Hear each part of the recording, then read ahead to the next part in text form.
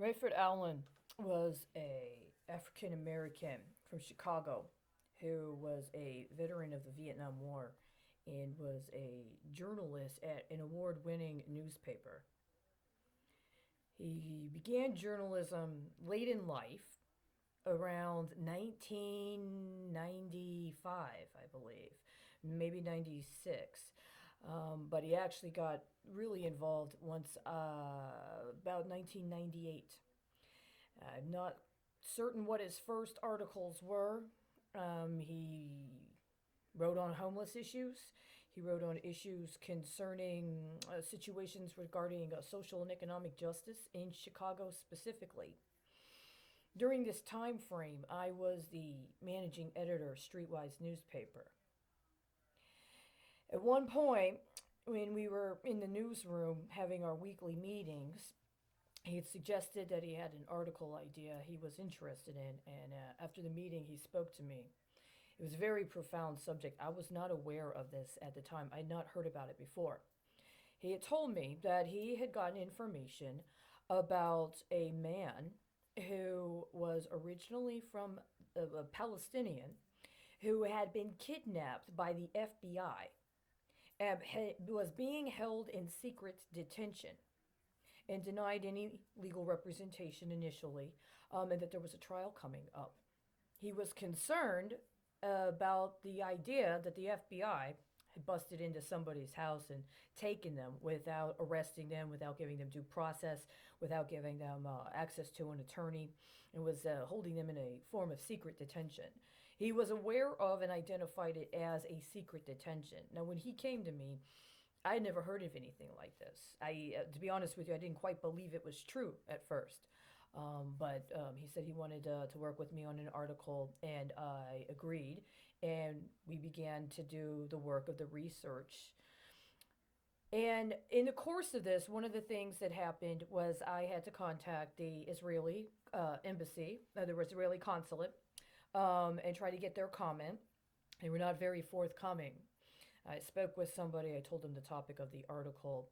I believe the information regarding their response, which was very curt and short, if at all, is actually included in the newspaper that I had made the call, and what they responded is reflected in the article.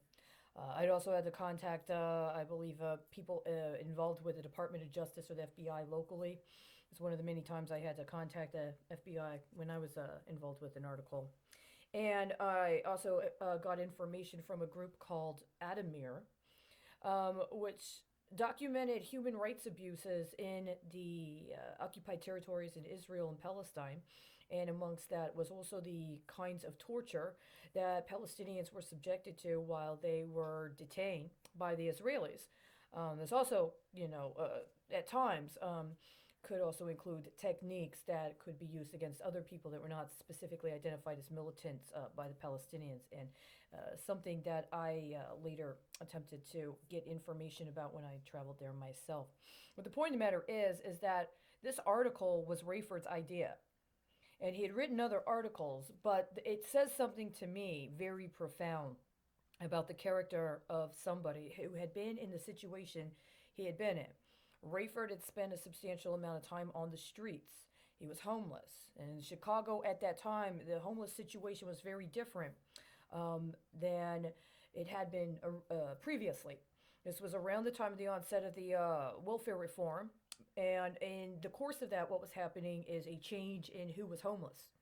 And so there were many women and children that were becoming increasingly homeless, including being exposed to the potential of being on the street directly in a way that hadn't existed previously. Whereas previously, the primary groupings of people that were homeless were single men or men that were estranged or separated from their families. And were by and large African American as well as veterans of the Vietnam War. A lot of veterans, a lot of African American veterans were homeless and on the street at the time that these changes in the homeless population in Chicago specifically were occurring. But Rayford was somebody that really wanted to be a journalist, and once he got started, he was very good.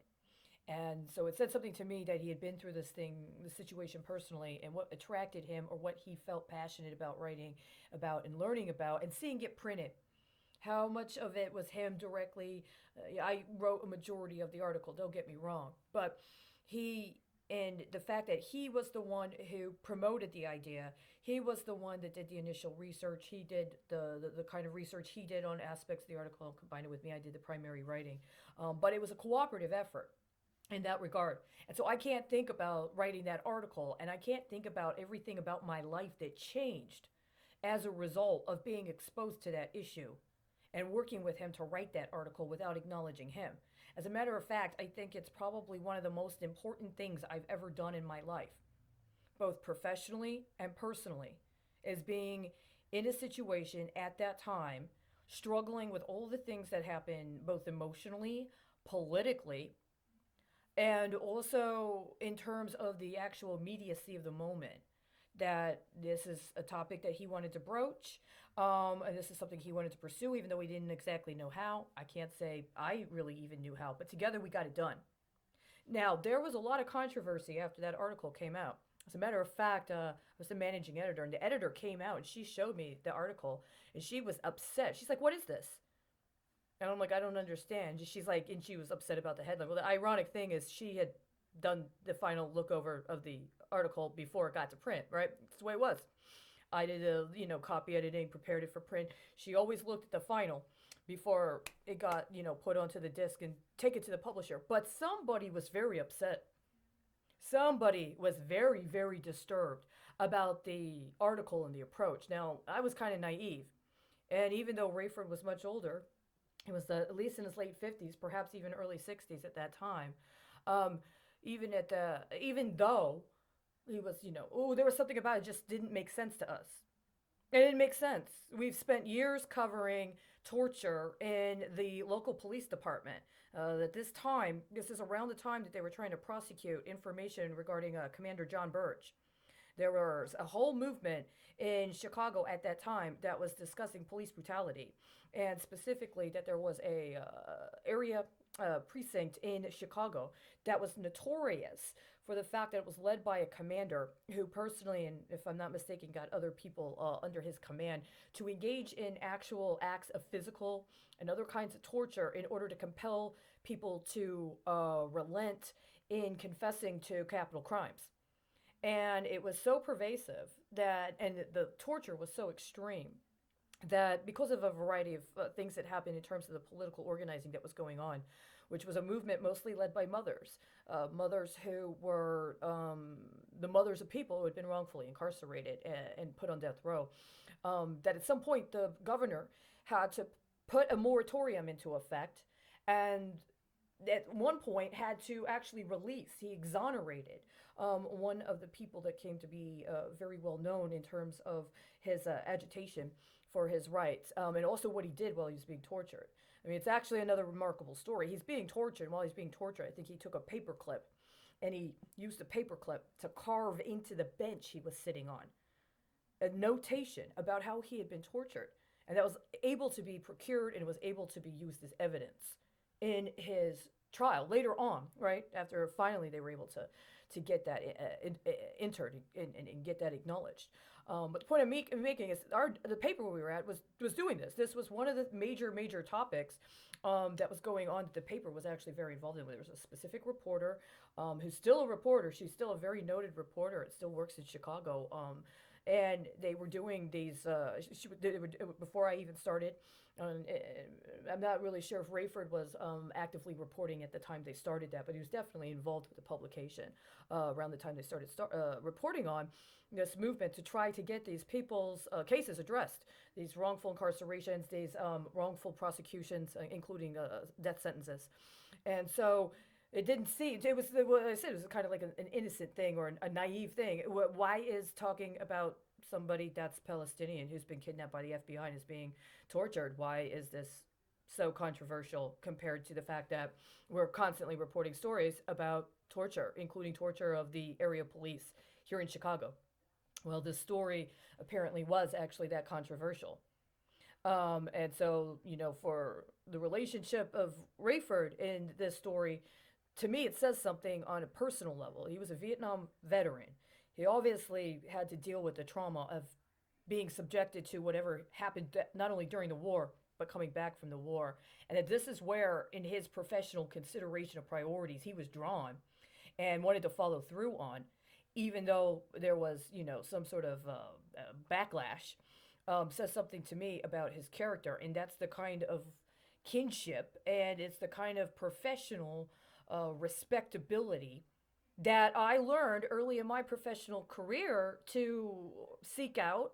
And it actually became a standard that to this day persists. It's kind of like one of those things you want to talk about depreciation. Well, let's talk about the depreciation of human capital. That was a huge investment in my life, right? The getting the experience of working for the publication I did and working with someone that had that kind of gumption and that had that kind of, character, it made a huge impression on me. And it's really ironic now because there's no evidence of that article. I can't get copies of anything I wrote when I was the managing editor. But that also means I can't get copies of anything we wrote when I worked there. And that article, it was called Terror and Torture on Trial in Chicago. The article was about a man named Mohammed Salah, who was a Palestinian-born man, who at one point had been arrested in Israel, or been arrested and detained in Israel. And during his detention, he was tortured and compelled to confess to a crime. And the torture was so egregious that when he went to trial, they ended up being able to prove he had been tortured. And they ended up at the Israeli trial rescinding the confession that had been tortured out of him, and he ended up getting released. Well, sometime after that, he ends up in the United States. He's living in Bridgeview. And at this time, it was during this time that there were allegations that he had been involved with financing an organization that had been identified as a terrorist organization via a Muslim charity. And that this was the justification for the FBI coming to his house and, entering his house without a search warrant and taking him out and putting him into secret detention. So the trial was going on at this time.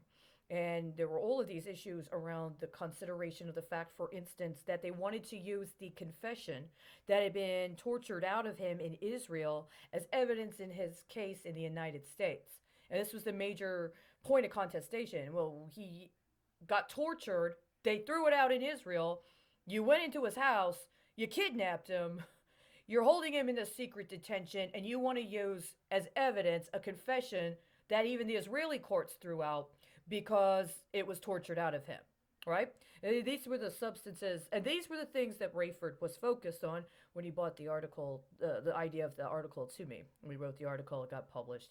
There was controversy, right?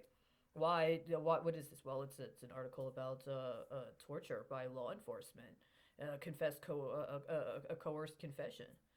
Oh, and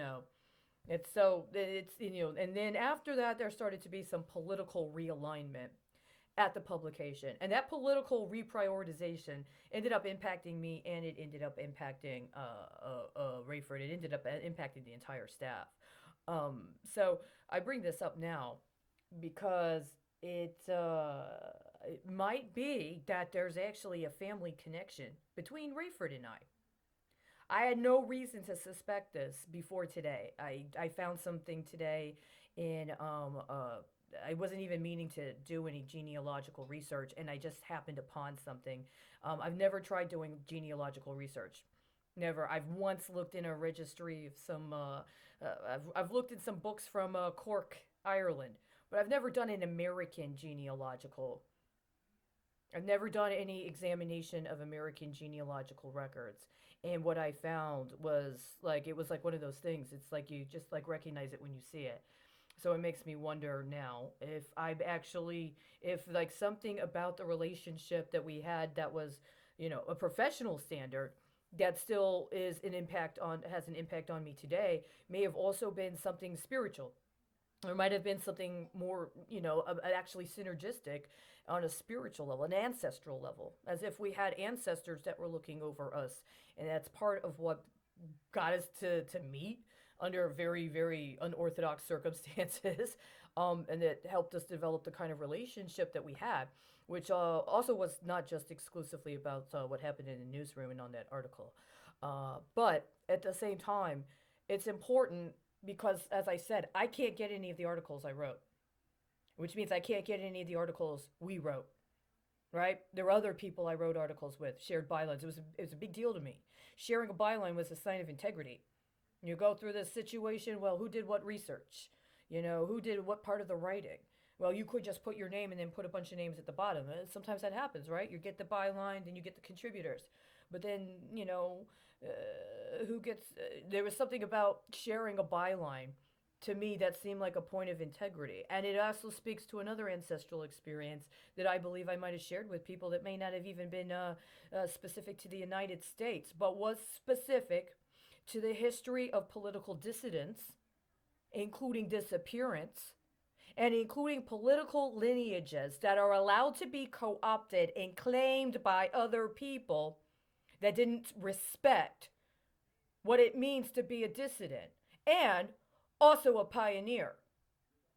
That you are a part of something that sets the stage, that you're a part of it. You're actually a worker in the shit with people getting stuff together, and then somebody else, they might be a genius and they like what you did, but they don't want you to be a part of it. For what? There's a reason why the bylines change from 2, maybe 3 or 4 names, even if one of those names appears more frequently than the others individually. It goes from 2 to 3 to 4 names to 1 name. And I think that's what happened. And when that happened, when that kind of political realignment, that kind of recharacterization of the political lineage of the movement we were a part of ended up taking supremacy, we were out. And something became politically convenient in disappearing us. Now, that article, Terror and Torture on Trial, I believe was published in the fall of 2000, maybe 1999. But the point is it was before September 11th.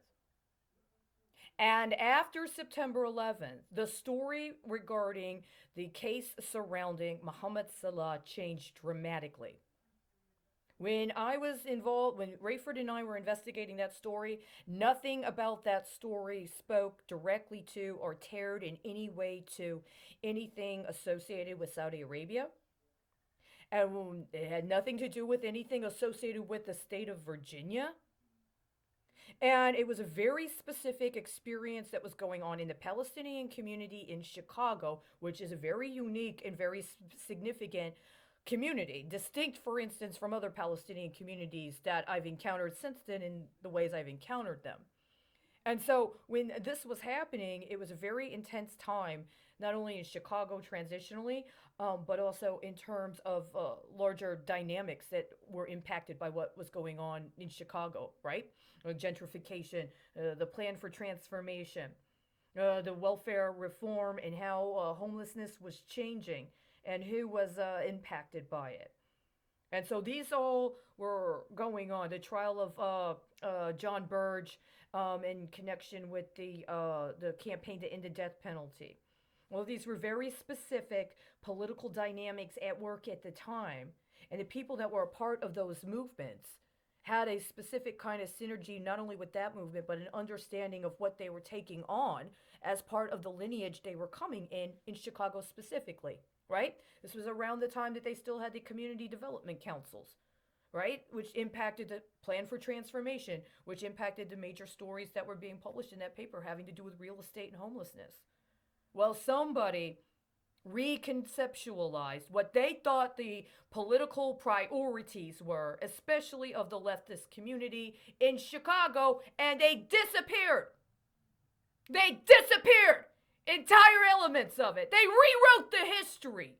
It's not authentic at all anymore. I had to leave in 2010. I had to flee the night before the new year. I left on New Year's Eve. I ended up in San Francisco sometime later, just in fucking time, to go to a psychiatric ward for the implementation, the passage of the Affordable Care Act. What happened to Rayford? What happened to the other people I worked at the paper with, especially the vendor writers? They were writers as well as vendors. What happened to them? Is it just not, I don't know. Is it a different understanding of what a military veteran is? Do you expect them to be broke and poor and homeless? You can't stand to think they would be able to say they're what, a journalist at an award-winning publication? That's absolutely what ended up happening to us. We weren't journalists at an award-winning publication with best labor coverage in the state of Illinois. Chicago Black Journalists Association, Chicago Women's Press Association. Year after year, we were heralded as having cutting-edge work that was provocative and was rewarded. It was awarded. It was noted. And nobody had a problem with somebody that looked white being able to be acknowledged by the Chicago Black Journalists Association because it wasn't about me and my demographic. It was about the community and the way that the community was chronicled. You dispossessed the black community of their own fucking history when you got racist and anti-Semitic. Where's Rayford Allen? What happened to him? You want to blame it? What do you want to blame it on? You want to say there was something else going on in his life to justify disappearing him and his political legacy? Did you know at the time you disappeared him that you planned to assassinate another journalist that had the same last name in Africa? Did you feel like you would accomplish something? Did you shed the blood of somebody that looked white but had a similar name while he was actually in Africa? Where's Rayford Allen?